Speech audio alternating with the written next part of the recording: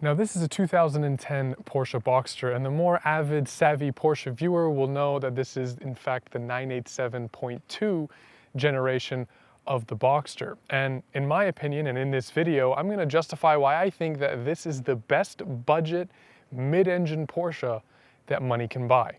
But before I get into that, a bit of a history lesson on Porsche. Now, Porsche is very well known for the 911. It's iconic sports car. Obviously, when somebody sees one, it's very recognizable, and that is, no questions asked, a Porsche. But Porsche's made, obviously, other cars. They made the 928, they made the 944, and they made the 968, which replaced the 944. But the issue is that in the late 80s and the early 90s, Porsche was in a bit of financial ruin. Now, the 928 was a front-mount V8 Grand Touring car which shared pretty much no parts with the 911. The 944 was a front-mount four-cylinder sports car that was supposed to be more of an affordable Porsche. Same problem, it shared no parts with the 911. And the 968 replaced the 944, again, no parts with the 911. So Porsche was making a couple of different cars, all of which needed their own assembly lines, their own manufacturing processes, and as a result were costing a lot of money, and they weren't getting a return on that investment. So the executives in the early 90s, a new group of executives, had to come up with a solution to save the brand, and that solution was the Porsche Boxster. Now, the Porsche Boxster was a mid-engine convertible sports car. Obviously, many of you know that. I'm sitting in one right now. But what was very important about this car was multifold. First of all, it shared components. It was the first Porsche to share components with the 911. It had the same front doors, similar front end, couple of other components. And what that meant was that Porsche could recycle parts from the assembly line for the 911 for the Boxster. So that brought down production cost. Beyond that, because it used parts from the 911, it was very easily recognizable as a Porsche, which promoted the brand. And the third part of that was that because it was a cheaper Porsche that you could purchase, still had the Porsche looks, a lot of the same Porsche parts as the 911, it was very attractive to the younger generation, which brought more sales to the Porsche brand. So why go for this generation? Why not buy the 986? Well, you definitely should. You should leave right now and go buy one. It's a great car, and it's at a much lower price point than this generation.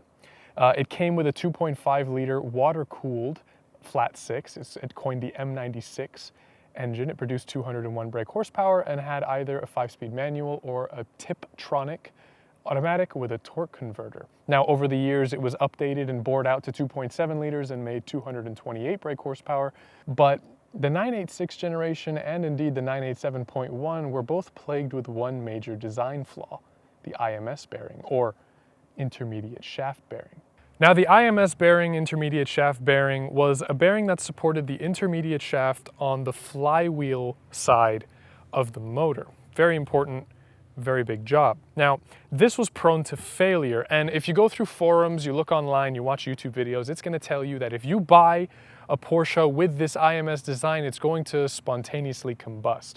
And that's just not the case. It's been blown way out of proportion. Failures do occur, but it's not by any means a death sentence for your 986, 987.1, 996, 997.1 generation Porsches. It's just something that could happen. Now, when the IMS bearing did fail, the major reason why this is such a big concern for people is that it tended to shoot debris into your engine, which would go clanging around, causing all kinds of mayhem and mischief. And when it did that, typically meant that you needed a full engine overhaul, and that's really expensive, especially in a Porsche. So for that reason, a lot of people tend to stray away from those generations of Porsches. It's actually part of the reason why I strayed away and decided to go for this, the 987.2. Now, beyond them replacing the IMS bearing, they went through a couple of iterations where they tried to fix it, but ultimately in 2009, Porsche decided, you know what, this is not a good design for us. We're going to completely change our design, and that was in this, the 987.2 generation of the Boxster. They also bored out the engine to 2.9 liters and upped the power to 255 brake horsepower in the Boxster base. You also got rid of the Tiptronic torque converter automatic and replaced it with a much faster, much more reliable double clutch PDK system, which is still around today. So overall, it's just a better car. It's a better Porsche, in fact. Now, all the design changes aside, there are other reasons why I feel like this generation is the best bang for your buck. aside from it being the cheapest of the non-IMS bearing design Porsches, it's also the last one that was truly mechanical.